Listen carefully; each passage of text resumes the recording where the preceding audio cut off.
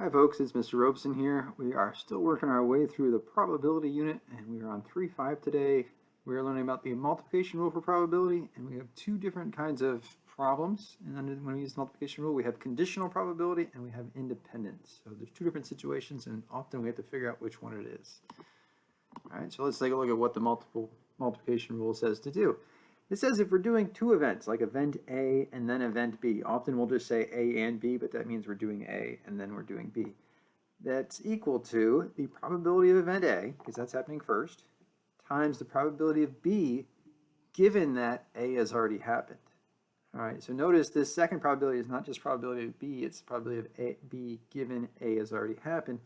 This might be different from just the probability of B, depending on whether or not it's dependent or independent events. So if they're independent events, this second probability cancels out. We don't worry about the A part, and it just becomes probability of B, which is written over here. If they are dependent events, it stays probability of B given A, and we have to find this conditional probability. All right, so the rest of this unit, this is the only thing we're doing in this unit, is just working through examples. So let's see if we can figure out these examples here. And I kept this rule on all the slides, so it's there. All right, so rolling two dice. All right, so when you're rolling die, they are independent. They are independent events. So what happens on one die does not affect what happens on the other die. So that means we are using this probability formula right here. Probability of A times the probability of B. So what is the probability of rolling a 2 on the red die? So there's our 2 on the red die, and a 4 on the black die. 4 on the black die. So we want to know the probability of 2 and 4. Well, that's just going to be the probability of 2 times the probability of 4, since they are independent. Probability of rolling a 2 on this guy, one side is a 2, there are 6 sides, so it's 1 out of 6. Probability of rolling a 4, also 1 out of 6, there's 1, 4, 6 sides. When we multiply fractions, it's top times top and bottom times bottom. 1 times 1 is 1, 6 times 6 is 36. We can leave it as a fraction. There's our answer. All right, let's take a look at the next one here. What's the probability of rolling a 4 or higher on the red die and a 6 on the black die? So the probability of 4 or higher and 6. All right, well, they are independent events, so it's the probability of 4 or higher on the one die times the probability of getting 6 on the other die.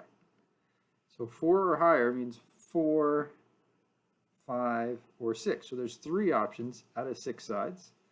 The 6, there's just one 6, so there's 1 out of 6. So 3 times 1 is 3, 6 times 6 is 36. We can leave it as 3 out of 36, or we can reduce that to 1 out of 12. Either one of those is fine. We don't have to reduce in this class. What is the probability of rolling both as a 6? All right, so this means that's the probability of 6 and 6. Well, it means the probability of rolling a 6 on the red times the probability of rolling a 6 on the black. Well, the 6 on the red is 1 out of 6. 6 on the black is also 1 out of 6. And we still get 1 out of 36, which is the exact same as we got up here. In fact, if we pick any two numbers, like a 1 and a 3, or a 5 and a 5, or a 4 and a 1, any numbers between 1 through 6 here, we're going to get 1 out of 36 chance of rolling that. All right, different kind of problem. Now we've got a bag of marbles. There's our bag of marbles. And there are 60 total marbles in the bag. We've got 10 of each color. So we've got 10 white, 10 black, 10 green, 10 yellow, 10 red, and 10 blue. What is the probability of getting a red marble and then a blue marble without looking and without replacing the marbles? So once we take a marble out, it's out. So we want the probability of red and then blue. All right, so that's going to be, the first one is red, probability of red. But now the question is, does the probability change when I take out the red marble?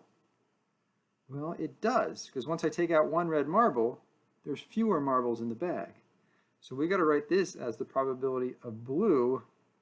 Blue is what we want next, given that we've taken out a red. All right, so this is probability of red is there's 10 out of 60 marbles. All right, now there are still going to be 10 blues, but now we've taken out one red, so we've got 60 minus 1, or 59 marbles there left. So we get 10 times 10 on top, 60 times 59 on the bottom. We can type that into our calculator if we want, or we can simplify. Let's see. We get 10 over 6 times 59. Actually, we can cancel that 2 here. 5, 3. So we get 5 over 3 times 59, whatever that works out to. Again, I'm not too worried about you guys working things out here. Just as long as you can get it to, even if you just leave it like this, I'm fine with that. Or leave it like multiplying the two numbers. I'm okay with that too. If you want to change them to decimals and type in your calculator, that's fine too. All right, was probably getting a red marble and then a blue marble without looking if you put back the red marble. So now we're putting it back, so that means the probability of the second draw is not changing. All right, if you want to write it as conditional, you can, but you really don't have to because we're putting it back and it's becoming just a normal bag again. So red would be 10 out of 60. Blue would be 10 out of 60 as well. All right, you can leave it like that. That's fine. If you want, you can work that out. I believe it's 1 out of 36. All right, last one. What is the probability of getting a green and then a yellow and then a blue without looking? And we're not putting anything back here. So we want green, then yellow, and then blue. All right, so now we're doing 3 things. So we've got green, then yellow, and then blue. Well, this is going to be the probability of green times the probability of yellow, given that you've gotten a green, times the probability of blue, given that you've gotten a yellow and a green already. All right, conditional probabilities all the way down. All right, probability of green, 10 out of 60. Probability of yellow, there's still 10 yellows, but we've taken out 1 green, so that means there's 59 marbles left. Probability of blue, well, there's still 10 blue marbles. We've taken out 2 marbles left, so now there's 58. And there's our answer right there. 10 out of 60 times 10 out of 59 times 10 out of 58. We can leave it like that. If you want to type it in your calculator and get a decimal, more power to you. All right, here's another example. Here's my classroom right here, for those of you that have not seen my classroom yet. That's what it looks like. In a statistics class, there are 8 juniors and 22 seniors. So just right now, 8 plus 22 gives us 30 total students, which is actually smaller than any of my classes right now. What is the probability of randomly selecting a senior and then selecting a junior? No replacements. So we want the probability of a senior and then a junior. So first we're going to select a senior, so that's just probably a senior. Second, we are going to select a junior, given that we've already selected a senior. All right, so seniors, that's 22 out of 30. Junior, well, there's 8 juniors left, but we've taken out 1 senior. So instead of 30 total students, now there are 29 total students. And that is going to be our answer right there. So we're doing the conditional probability here. All right, next up, what is the probability of randomly selecting 2 seniors without replacement? So probability of senior and a senior. So we can say that's probability of senior times probability of senior, given that we have already selected one of the other seniors. All right, well, probability of senior is still 22 out of 30. All right, now, let's see. We've taken 1 senior out, so we don't have 22 anymore. We have 1 less, so we have 21. And we don't have 30 students anymore because we've already selected that one. We have 29. So that's why this second probability changes. We always write it as conditional, and it can change. Sometimes it doesn't matter. Sometimes it's still just probability B, but now it does. What is probability of randomly selecting 3 seniors? So what probability of senior and senior and senior? Well, it's going to be the probability of senior. And then probability of getting another senior, given that we've selected 1 already. And then the probability of getting another senior, given that we've selected 2 already. All right, so just think your way through it.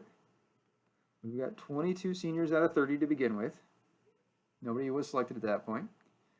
Then we've got 1 has been selected, so we got 21 left out of 29. And then we've taken out another 1. So now there's 20 seniors left, and we've taken out 2 total students, so now we're out of 28. And there is going to be our answer right there. Multiply those 3 fractions together. All right, the last kind of problem I'm going to give you is the cards problem. So this is what a deck of cards looks like. So we have ace. Ace is kind of like your 1, 2, 3, 4, 5, 6, 7, 8, 9, 10. And then we've got jacks, queens, and kings, which we will often write just J's, Q's, and K's. All right, so what is the probability of being dealt a king and then an ace? So we want the probability of king and then an ace. Well, the first thing is just going to be probability of king.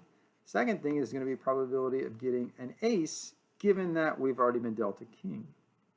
So there are 52 total cards, and for kings, we've got 1, 2, 3, 4. There's 4 of each card type, so this would be 4 out of 52.